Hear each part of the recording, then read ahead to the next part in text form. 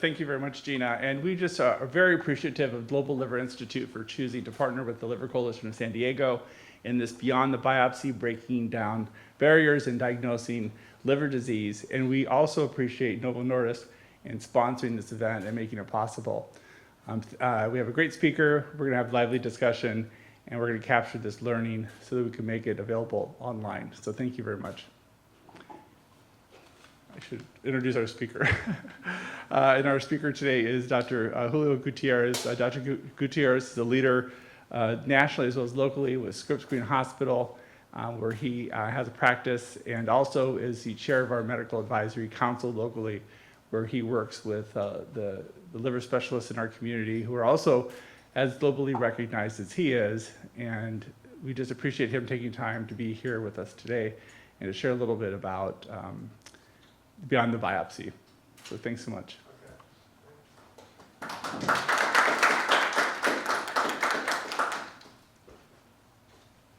All right, well, thank you guys very much. I'm excited to speak today on the behalf of the Liver Coalition and Global Liver Institute, and also welcome all you guys to beautiful, sunny downtown San Diego. It's not quite the beach, right, but it's not bad. So this might advance her. Okay, so here are my disclosures. Here's the outline of what I want to talk to you guys about. I think what's critical to understand is that 20 years ago, people would present to their doctor and be diagnosed with fatty liver disease and basically be sent away with pretty simple instructions: lose some weight. And we know how that turned out. Many people continued to advance, develop hepatic fibrosis, cirrhosis, end up on the liver transplant list. Or in some cases, there was apathy.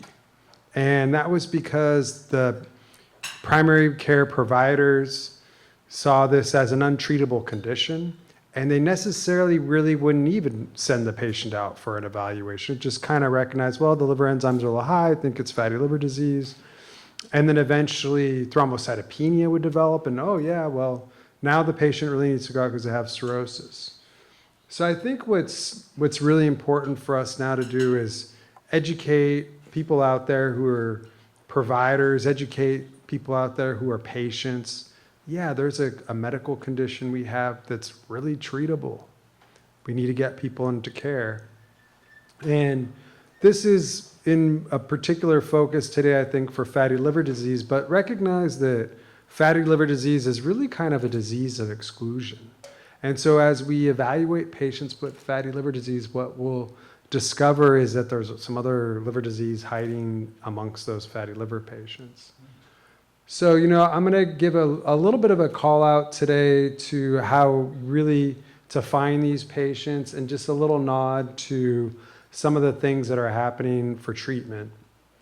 And, we've evolved a little bit beyond the nomenclature, which we've been using for a long time, which was to call a disease what it wasn't: non-alcoholic fatty liver disease. I would say that to my patients, and they'd say, but I don't drink. And I say, yeah, that's why I said non-alcoholic, right? So instead, what we've done is come up with some terminology that really represents more what the liver diseases are within the spectrum of steatotic liver disease. And we have MASLD, which is metabolic dysfunction associated steatotic liver disease, MET-ALD, which is the convergence between metabolic liver disease and alcohol-associated liver disease, and then alcohol-associated liver disease. And then we do have rare and cryptogenic causes of steatotic liver disease. And down there on the bottom, you can see MASH, and MASH is really progressive steatotic liver disease with fibrosis. And you can see that even a MASH patient can have a couple beers a night, and even enroll in many of the clinical trials that we've done. And these patients with MET-ALD, they can, for instance, a male may have up to 4 drinks per night. And then typically people with alcohol-associated liver disease are having 5 drinks a night. So alcohol kind of runs the spectrum across and is a major cause of steatotic liver disease. But the true bedfellow of metabolic liver disease is type 2 diabetes. And you can see varying prevalence of type 2 diabetes across the world, very low in Africa, where the rates of MASLD are very low, 13.5%, and much higher in North America, for instance.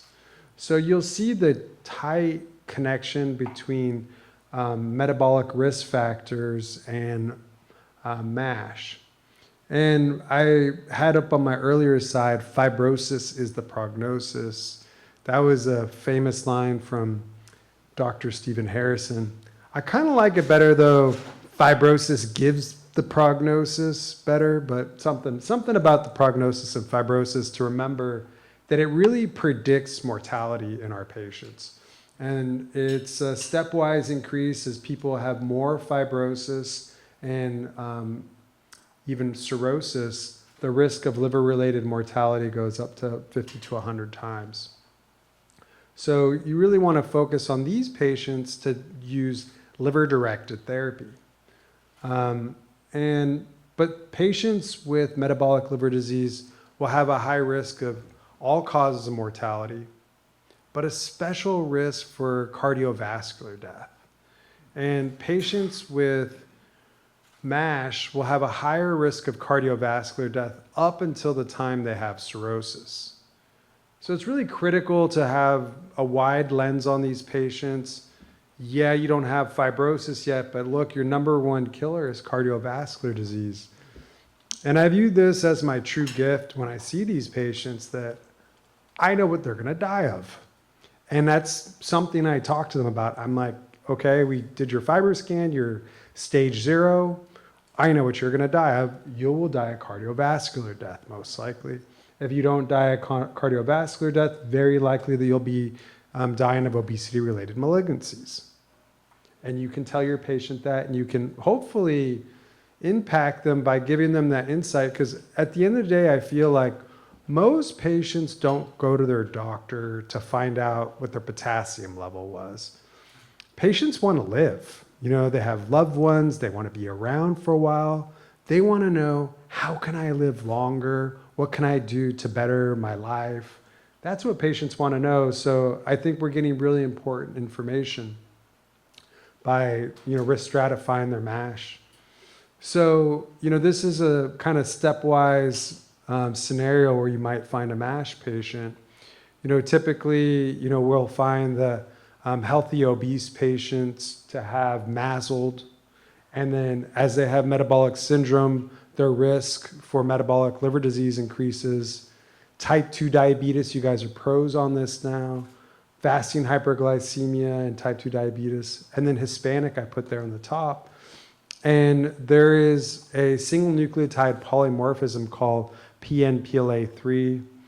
And it used to be before 2008 that we recognized that Hispanics had a higher risk of liver disease, but we weren't really quite sure why. So people came up with reasons like, well, they're non-adherent, they eat too many tortillas, they're probably drinking alcohol and not telling people. And then they did a very famous study called the Dallas Heart Study, where they did genome-wide association studies. And they discovered that there is a single nucleotide polymorphism and the PNPLA3 gene. And that explained all the ethnic variation of fatty liver disease. So, and better so than knowing a patient was Hispanic, but still, it's being Hispanic is a biomarker for being a PNPLA3 carrier. And this is something you can check for clinically now. I can type in PNPLA3, get a PNPLA3 result. And for instance, I had a recent patient, he's in evaluation for liver disease. He might have autoimmune disease. And I was thinking, well, we'll check your PNPLA3 status. If you have double mutations, probably you just have bad MASH. Sure enough, he did. Right? So this is a new tool we have to risk stratify our patients. So here are the cardiometabolic syndrome risk factors. And the key thing here is you're looking for patients with elevated BMIs or increased waist circumference, elevated blood pressure, high triglycerides greater than 150, reduced HDL, less than 40 in males and less than 50 in females. And finally, fasting hyperglycemia, usually blood glucose is over 100. Or if they have type 2 diabetes, you don't have to do any of this counting. So this is going to be your first step for finding a MASH patient. You're going to look at a patient. Do they have cardiometabolic risk factors? And depending on what trial you looked at, they might use 2 or 3 cardiometabolic risk factors to identify a person at risk for MASH. I would say use 2 or 3 cardiometabolic risk factors or just diabetes and you don't have to count anymore. That's your step 1, okay? After you find that, then you can take a look at the patient. Does the patient have a signal that they might have fatty liver? Do they have an elevated AST, say over 20? Do they have an ultrasound or any imaging in the past showing they have fatty liver? Okay? Now you're off and running. You have a patient who may have fatty liver or MASH. And the next big step for you is, are they having a consequence of this? Are they developing hepatic fibrosis? And we have a lot of really simple tools and some more complex tools that I'm showing you here. And the simple scores are, I think, what you should gravitate towards first. Probably the very easiest one is the FIB-4. And I'll show you how to calculate the FIB-4 in a sec. But basically, all you need is an AST/ALT platelet count and the patient's age. With that, you can risk stratify your patient and decide, should I move on to a more advanced testing? For instance, the ELF score. The ELF score shown there in the middle is the enhanced liver fibrosis test, right? This is a blood-based test that you can use to ballpark your patient. Do they have no significant fibrosis? Do they have stage 2 or 3 fibrosis? Or does my patient even have cirrhosis? And then there's some specialty devices that we have called elastography that allows us to use an elastographic wave to stage the patient's fibrosis. The most famous one is called FibroScan, right? And this is vibration controlled transient elastography, or VCTE. This is amazing because it's point of care testing. We can do this in the clinic. We can tell the patient right on the spot, you have a totally healthy liver. In fact, it's a very powerful thing to have a normal FibroScan because it has an excellent positive predictive value. Abnormal FibroScan actually requires a little bit more testing because it's 2 to 3 times more likely to be incorrect. So you'll see some debate out there amongst the hepatologists. They want to verify. They want to have sequential non-invasive testing, which means, for instance, you start at the FIB-4, you did a FibroScan, and then you confirm with the ELF. And you've confirmed with 2 different NITs. That's called sequential non-invasive testing. Here's the guidance from the AASLD. And it's a little bit busy, but it basically just tells you what I told you. You know, you're going to start with a patient who has a risk factor. You're going to calculate their FIB-4. You're looking for FIB-4s generally 1.3 or greater. Sami Saab out of UCLA and I just published a paper looking at how to make this algorithm for Hispanics. Should it be a little bit different? We published it in JAMA. And what we're highlighting really is be more relaxed with your FIB-4, start screening at 1. And then, you know, we're also including familial risk factors for our patients. And so, you know, I think the approach there is special for Hispanics, but you could do something similar for other populations, and I think we should. In this case, you know, after you do a FIB-4, the secondary assessments are shown there, and you can either use a VCT or an ELF. And then from there, you're going to look for how to take care of the patient. And I think that's a big question.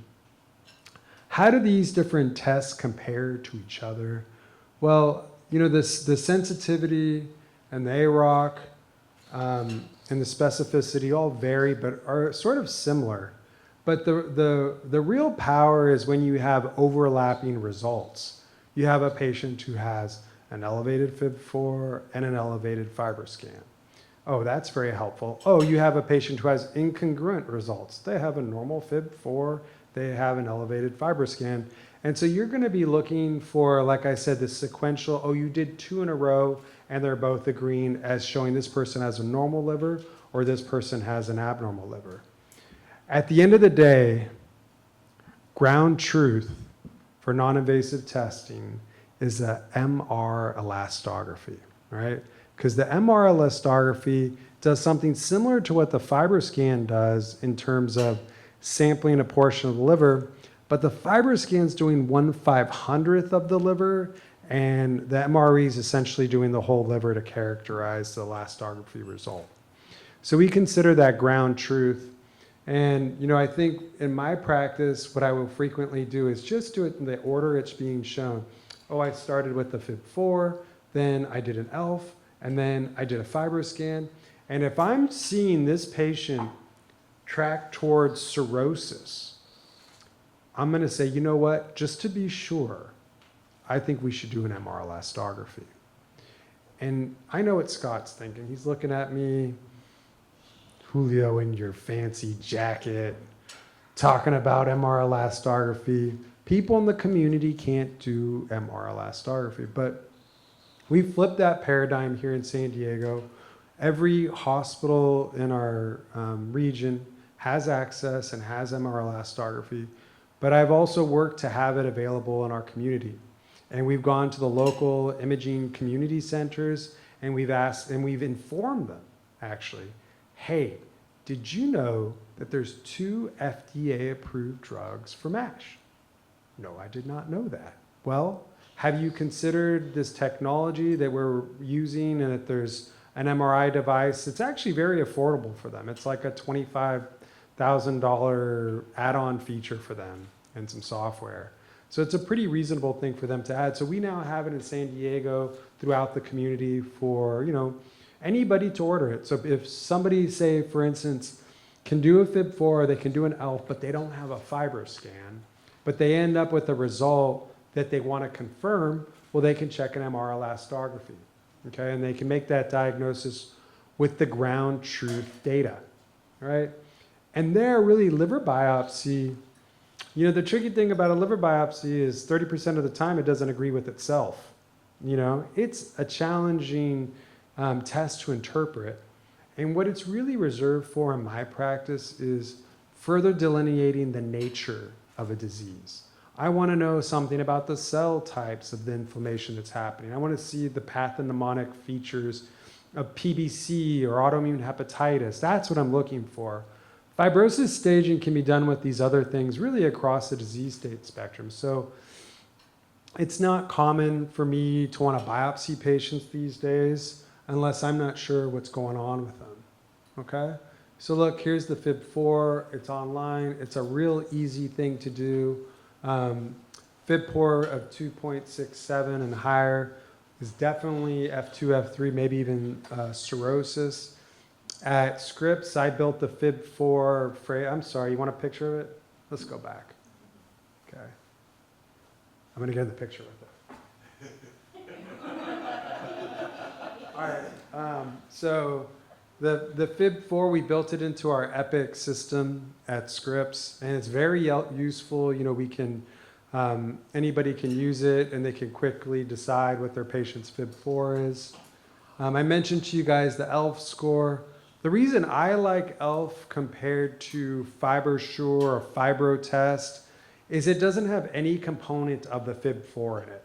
It uses hyaluronic acid, procollagen peptides, and TIMP1 to make an estimation of fibrosis that has no units. Usually what we're considering is an ELF of 9.2 and higher as the beginning of F2, and then an ELF of 10.25 or 11.3 as cirrhosis. Some people, use different cutoffs, but for sure when you get to 11.3, you've hit cirrhosis. This is a great test. I highly recommend it. And then there's the FibroScan and MRE device. And really, this FibroScan technology really has revolutionized liver care. I mean, we have the ability to do point-of-care assessments of liver fibrosis and liver fat. And what some people don't recognize is FibroScan also measures inflammation. It gives a fibroinflammatory signal. And it's done by a technician usually, and very easy to do. It gives the liver stiffness measurement, which is a result in kilopascals, all right? And then also gives the CAP score, the controlled attenuated parameter, which is in dBMs. And MRE also gives a kPa and elastography, but the units are much different, you'll see. And it gives something called PDFF. PDFF is proton density fat fraction. It's ground truth for liver fat measurements, okay? And typically in a clinical trial, most subjects will have a PDFF of about 20%, and a 30% drop is considered success. So that's dropping it to about 13%. And then normal is 5% or less, okay? And here's the VCT and CAP score shown again. And typically a CAP score around 280 is considered 8% or more fat in the liver compared to PDFF. And then here's sort of that red line is representing maybe the boundary between stage 1 and stage 2, right? So right around 8.5 kilopascals is where most experts will consider that F2 starts. And really at 15 kilopascals is where we expect cirrhosis to begin. Right? So how do you put it all together? Because all the scales are different. But you can see here I've kind of aligned everything at around stage 2 with the gray diamonds. And you know, in some of my patients, I do all of this. Do I expect people in the community to do all of this? No, I don't think so. I think if you're in a case where you're like, I'm a PCP, I want to offer care to a MASH patient in my community, I think you can do a FIB4 and an ELF, right? Let's say you do a FIB4 and an ELF, and the patient's ELF comes back at 11.3. Okay, that patient has cirrhosis. That patient should go see a GI hepatologist or maybe even be referred to a transplant center someday, right? But that person, say, who's in the range between 9.2 and 10.5, for them to get to care, how are we going to accomplish that? You know, we have 30% of the US population with this condition. We have 400 board-certified transplant hepatologists in this country, okay? So how long is it going to take us 400 guys to go through 30% of the population and find out who actually has stage 2 or 3 fibrosis? It'll take time. And then what we've learned over and over and over again is any treatment cascade that depends on referral will be unsuccessful. And the best way to take care of patients is to treat them where they're at and where you find them. And so I think that, you know, there will be some patients who need an MR elastography, maybe some who even need a liver biopsy.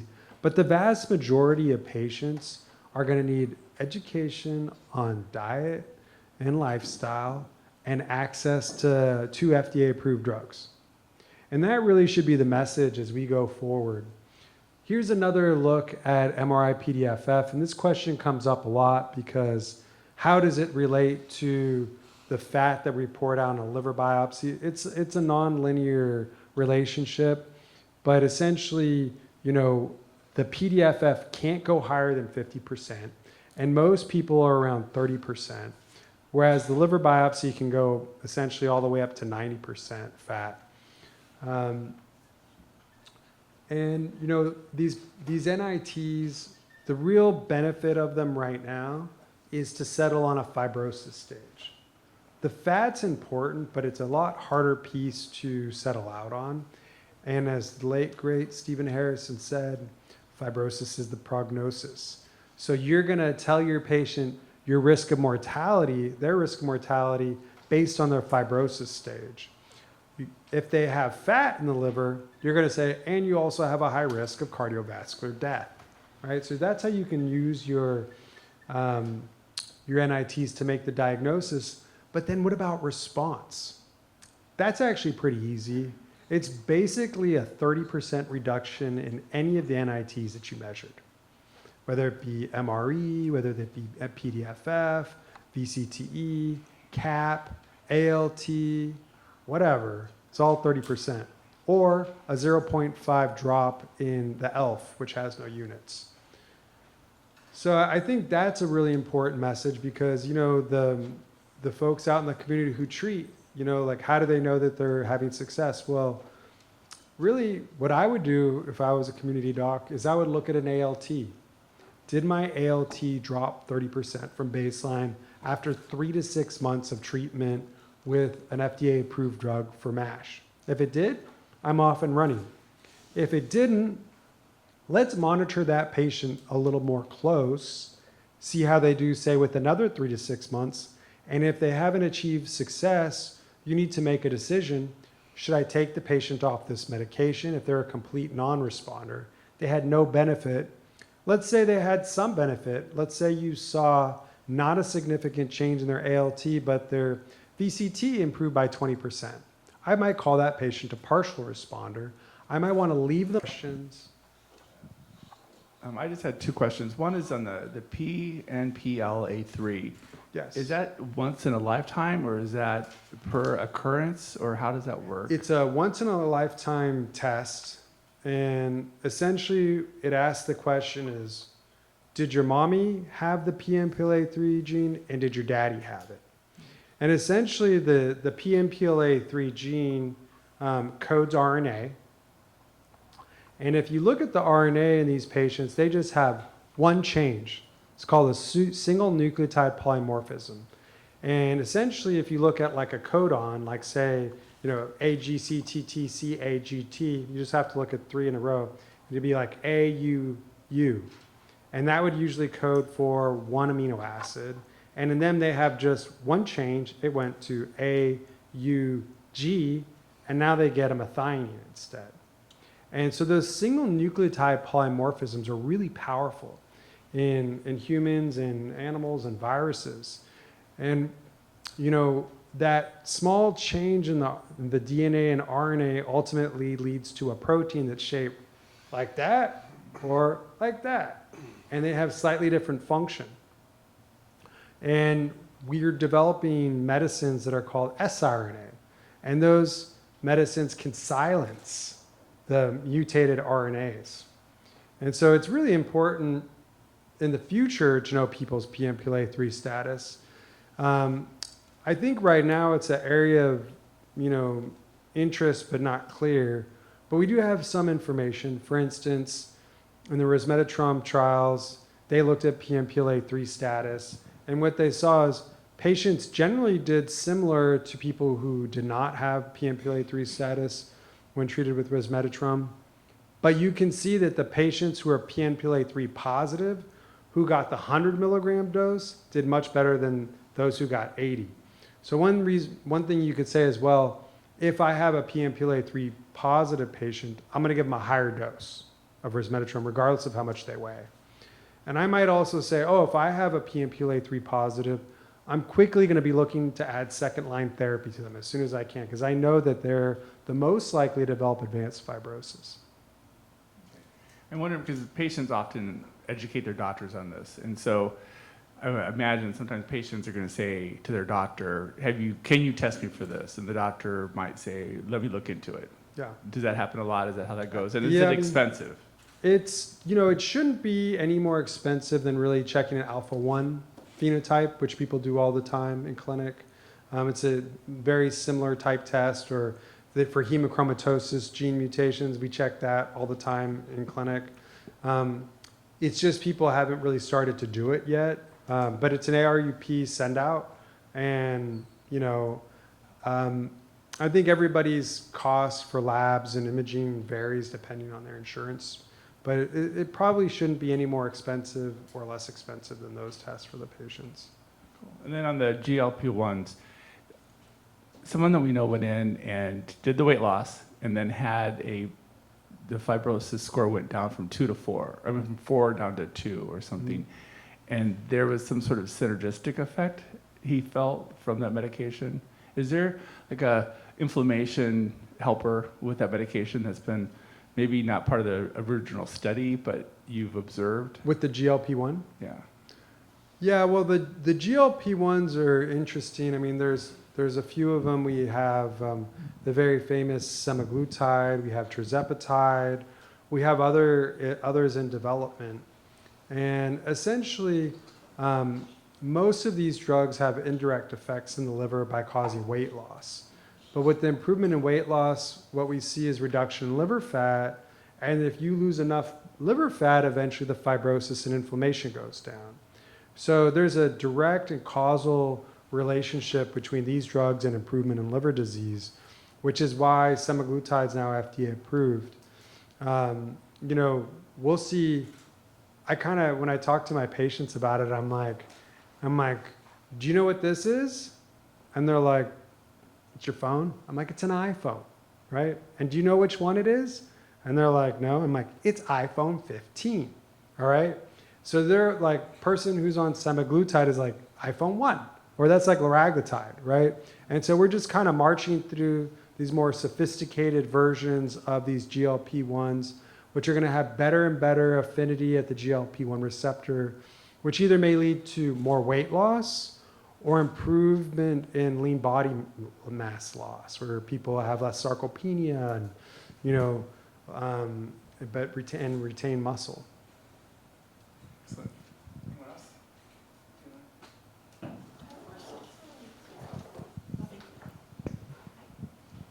Thanks, Dr. Gutierrez. My pleasure. The question I have is regarding ELF test, knowing that alongside FIB4, it's a great tool. Do you see any pushback from payers as far as ELF is concerned? And is it ever cost prohibitive for you in the clinic? Also, is it something that only a specialist can have access to, or is it something that we can educate PCPs on or gastros and start alongside FIB4, perhaps promoting it as a tool? Yeah, I think that throughout my career, there's been this question, there's a new blood test. Is it going to be too expensive? Do people have access to it? And it's always the question, but very rarely have I ever had anybody come back and tell me, I did that test you ordered and it cost my patient a lot of money. Or have my own patients come back to me and tell me those things. And, I think what's important is that, you can make your patient aware of it. But for the most part, my experience is an ELF test versus a CMP versus a CBC versus an INR. They all go off to the lab and get it. And generally, people might have a copay on the testing that they do. That tends to be much bigger when it's a procedure. So if they're having to go do an MRI, they may have quite a copay with that MRI actually. But usually at least the MRI people are good at saying, this is what you're going to have to pay us to get this. So I think laboratory testing is generally safe and low cost and has good access. I think the ELF has excellent access right now. I highly recommend it to all those people you just mentioned. In fact, I think those are the exact kind of people who should be doing it. FibroScan's great. It generally doesn't require an authorization if you're using the simple billing code, but it does require quite an investment from the providers.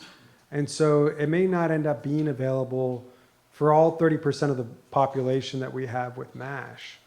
So I think we have to be, a little flexible here on what we're willing to expect and what people can do.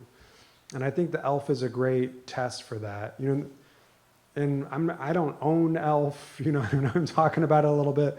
There are other NITs. I prefer ELF personally because it's the NITs that were used during the clinical trials, and it's very easy to compare the ELF to those. There is another one called ProC3, which is often in the trials, but it's not commercially available right now. So I highly recommend the ELF because it's commercially available and easily comparable to what's done in the clinical trials. Thank you so much. And one more question from me for now. Do you see any other biomarkers other than being Hispanic per se needing to be, I guess, proliferated in the field when it comes to MASH diagnosis? Yeah, I mean, I think that the attention really here on Hispanics is a result of us being a country that has a lot of Hispanics. I mean, it's 20% of the US population, and half of the people in our country who have MASH are probably Hispanic. But it may look different in other countries and other places around the world where there's different profiles of patients that you're more after. And that's really what the GWAS studies have taught us, that there's actually 72 of these SNPs that are associated with different people around the world. Is it ever going to be practical to do some kind of genetic test to sort that out? Probably not in the next 5 years, but in the next 15 to 20 years, as precision medicine increases, people may reach for those things more. There's, I think right now, sort of two main phenotypes that we look at. It's mostly what I described to you today, which is the patient with metabolic syndrome, elevated BMI. But we also have the patient with so-called slender NASH. And those patients may be just sort of slender in comparison to the other population and still be slightly overweight compared to what they're supposed to weigh. For instance, like an Asian person who has a BMI of 25. Well, it's supposed to be healthy for them to have a BMI of 23. BMI 25 is not really considered obese by most people, but technically it's overweight for an Asian.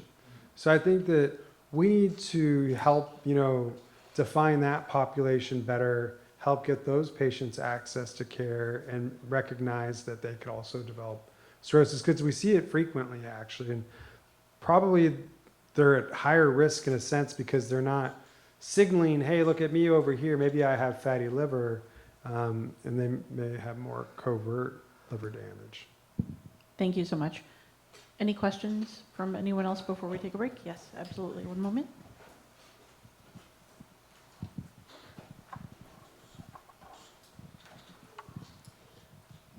Thank you. Well, I'm a patient. Great, thanks for I'm coming. actually in a study. So I come at this all from a different perspective. But I'm curious when you talk about changes in diet and exercise and how the medical profession might be able to mesh with some of the community-based efforts that are taking place. And I'm thinking of the Kitchenistas in National City, who are an incredible group who are transforming how people are cooking traditional foods with healthy ingredients. Yeah. And in long-term cohorts, they're having incredible success. But I don't see them necessarily engaging with folks like you. And I'm wondering, what you see as possibilities to bridge that. Well, before you give away the mic, let's talk about this for a sec, because I think you're bringing up something really interesting. And it's a huge gap in the healthcare system and the way we interact with patients. So, like, how could you imagine something like that, like bridging, like, say, reculturation of nutrition in people, and bridging that with, like, because I think that's sort of the point of this day. Like, we want to think it out. I want to hear what you think.